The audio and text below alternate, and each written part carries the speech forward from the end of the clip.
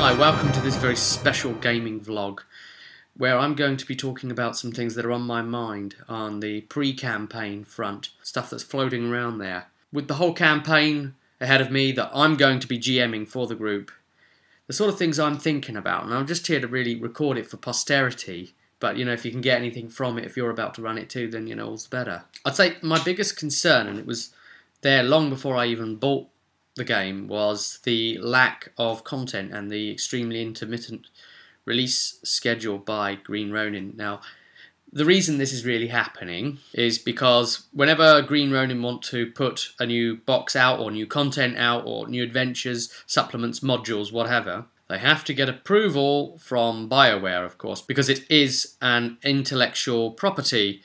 And that has caused some real problems for scheduling of release, because BioWare have taken their time getting back to Green Ronin to say, yes, okay, you can use that. And for all we know, they might have said, well, no, don't do this, don't do that, don't do that. We're not happy to have anyone else cover this area yet. We want to do it for one of our games. We want to reserve it or something like that. Who knows? Having to license through an IP. And Green Ronin worked that out. I mean, things were so bad that obviously, the Tier 1 box was out, and that took you from levels 1 to 5, and that was out for quite some time. They did bring out a few modules, yeah, fair enough, but it's nowhere near as many modules as another bigger sort of game system would get, or more supplemental books to help support and expand your sessions as a GM. And then they brought out the Tier 2 box set, which gave you a number of other options and let you go from 6 to 10 in level.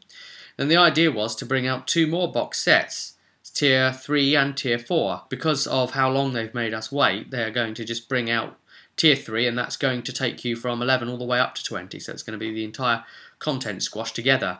However, you know, at time of recording, my concern is they'll probably catch up. And look at all those people that bought it when the Tier 1 box was out. They would have leveled up to 5 and then had to stop, because they would have capped at 5 and nothing existed for being able to go past 5. So, you know, what would they do then? I don't know, to be honest. It's a bit of a bummer. I guess they'd stopped playing, and then when the next box set came out, some of them might have came to it again. I don't know. Now, the way I designated the games to play is that they're going to be slot in between other people's sessions of GMing. So I'm not going to keep playing it week in, week out. It's going to be oh, should we do a Dragon Age for a change? So that way we hopefully won't sort of get ahead of the content. But the Tier 2 box hasn't really been supported at all with any module stuff. So that's a major concern. And then when I hear that the Tier 3 box is going to have stuff of the deep roads in it, from even taking into account like level 6 upwards, then it makes me think, whoa, hang on. That kind of sounds like you're waiting till Tier 3, which should be level 11, to actually start supporting the Tier 2 box stuff with content. An extra book for that? Ooh. Okay. Green Ronin got pissed off with this, I think, and they are making their own fantasy game now using this mechanic system, which is called the Age system, and it's going to be a fantasy-based game. There's going to be all the races in there that you'd expect. So it sounds a bit like Dragon Age still, doesn't it? But I think what they are doing is essentially trying to do all the adventures that they are thinking of without it actually being the intellectual property, so it's just any old fantasy realm and what have you, and then they can bring out their things without getting IP approval. So I suppose what I'm thinking is when they bring that system out, if they heavily support it, and I can't see any reason why they shouldn't, given the previous point, then you could technically say, well, I can carry on my Dragon Age campaign with that content if it's well enough supported. Another thing that's on my mind is that I've not GM'd a whole group before. I've only done like 1 or 2 people at once in sort of small things running. I've even done like little things over the phone and that, but you know, obviously the more people it could get hectic, and I have very personal high standards, and I want to run the game in a fashion that could potentially cause a lot of bother for me and give myself a whole lot of extra work, because I like to be so very intricate and achieve so many things. Might let the players go out of their way and make the content enlarge by trying to give them as many options and variety as possible. It's a bit scary to try and sort of like properly learn the craft of group GMing, which is completely different to just sort of like one-on-one GMing. And I do feel, you know, relatively confident of dealing with unusual things that come up that might press my imagination. But sometimes all this mechanics lawyering and trying to make decisions on that and what's fair because you don't quite know the answer is not necessarily good. So having an assistant GM in place is probably what I'd be doing. So someone to sort of like, when I'm trying to busy looking at sheets desperately, trying to juggle about 4 or 5 NPCs all fighting each other additionally as well and conducting those combats, that person who knows the rules fairly well can be answering any questions that the other players have rather than directing them at me, because it just slows the whole game down. The other thing is, this is a very difficult to survive in world. It's not like some systems where you get like fate points or, essentially extra lives, more coins in the machine there, extra tokens. There's none of that. It's just, if you die, you die. You hit 0 and you're dying, and someone's got to come along and try and save you. But I'm expecting losses, I've got to say, and I'm sure it's going to cut it fine. I'm not sure how the players would actually deal with it. I mean, they say they'll be okay if it were to happen, and I did warn them because I was a bit paranoid about it, really, because I've looked at the system and I've seen how the modules even warn you and say, look, someone's probably going to die here because it's really, really hard. I think perhaps I've overwarned them in a way so that if they don't die, they're actually really happy and proud of themselves, and if they do die, then they won't be so likely to feel bad, will they? They may have been expecting it.